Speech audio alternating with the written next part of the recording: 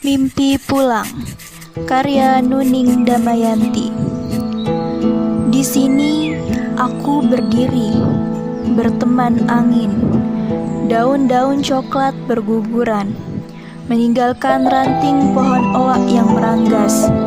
Dingin mulai menggigit telingaku. Ku perpanjang langkah kakiku, menyusuri trotoar yang seperti tak berujung. Di antara beton-beton tua yang tidak ramah mengawasiku. Gelap mulai merayap menyusul langkah kakiku. Di sana masih ada burung-burung putih itu. Aku bagaikan pohon oak yang ditemani angin musim gugur yang masih tersisa. Halo semuanya, perkenalkan saya Putu Ainiken dengan NIM 23015111013. Pada kesempatan kali ini saya akan bahas mengenai analisis puisi Mimpi Pulang karya Nuning Damayanti. Pertama-tama saya akan bacakan mengenai latar belakang penulis, yakni Nuning Damayanti. Nuning Damayanti adalah sosok penyair kontemporer Indonesia yang karyanya banyak mengangkat tema-tema kehidupan sehari-hari, perasaan manusia dan hubungan dengan alam. Gaya penulisannya ini cenderung puitis dan reflektif, menggunakan bahasa yang sederhana namun kaya akan makna dan simbolisme. Karya-karyanya sering menampilkan suasana melankolis dan kontemplatif, menggambarkan pergulatan batin dan pencarian makna hidup. Nuning juga dikenal aktif dalam dunia sastra dan pendidikan, sering mengangkat isu-isu kemanusiaan dan lingkungan dalam karya-karyanya. Kemudian bagaimana sih analisis mengenai puisi Mimpi Pulang karya Nuning Damayanti? Yuk simak video saya berikut ini. Pertama, analisis gaya bahasa dimulai dari gaya bahasa metafora. Kalimat pertama yaitu dingin mulai menggigit telingaku. Dingin di sini diberi sifat manusia yaitu menggigit, di mana ini memberikan kesan yang lebih intens terhadap keadaan dingin tersebut. Kemudian kalimat selanjutnya, beton-beton tua yang tidak ramah mengawasiku. Beton ini digambarkan memiliki sifat yang tidak ramah dan mengawasiku, di mana ini menggambarkan atau memberi kesan lingkungan yang keras dan tertekan atau menekan. Selanjutnya gaya bahasa metafora. Yang pertama, metafora dalam puisi ini yaitu pada kalimat daun-daun coklat berguguran meninggalkan ranting pohon oak yang meranggas. Di sini daun yang berguguran dan ranting yang meranggas bisa menjadi metafora tentang kehilangan, kesendirian atau kerentanan dalam masa transisi hidup. Kemudian aku bagaikan pohon oak. Di sini penyair membandingkan dirinya sebagai pohon oak, di mana pohon oak ini melambangkan keteguhan namun juga kesunyian atau kerentanan. Selanjutnya ada imaji, gambaran visual dan suara. Yang pertama, daun-daun coklat berguguran. Ini menggambarkan visual trotoar yang seperti tak berujung. Kemudian yang terakhir, gelap mulai merayap menyusul langkah kakiku. Nah, semua ini menciptakan gambaran visual yang jelas dan suasana melankolis yang sepi. Kemudian aliterasi dan asonasi, pengulangan bunyi B pada beton-beton yang tidak ramah mengawasiku, menambah ritme dan kesan yang lebih berat. Kemudian bunyi vokal yang lembut pada di sini aku berdiri, berteman angin. Ini menimbulkan suasana yang tenang dan komplikatif.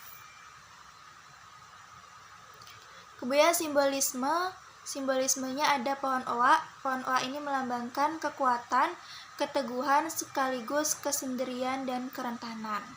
Kemudian yang kedua ada angin musim gugur, di mana angin musim gugur ini sebagai simbol perubahan, perpisahan, dan masa transisi. Selanjutnya yang terakhir ada lambang burung putih. Burung putih ini bisa melambangkan tentang harapan, kebebasan, atau kenangan yang masih ada. Analisis yang terakhir yaitu analisis citraan. Penjelasan citraan. Citraan pada puisi mengandung gerak, citraan gerak, dan citraan perabaan. Lariku perpanjang langkah kakiku menyusuri trotoar yang seperti tak berujung, menggambarkan gerakan berjalan yang membuat pembaca seolah-olah ikut melangkah bersama penyair. Sementara dingin mulai menggigit telingaku. Ini menghadirkan citraan perabaan yang membuat pembaca bisa merasakan sensasi dingin yang menusuk. Yang pertama kita akan bahas tentang citraan penglihatan. Citraan penglihatan di sini yakni pada puisi Mimpi Pulang menggambarkan gambaran visual yang jelas dan hidup, seperti daun-daun coklat yang berguguran, di mana kita diajak untuk melihat daun-daun coklat yang sedang berguguran.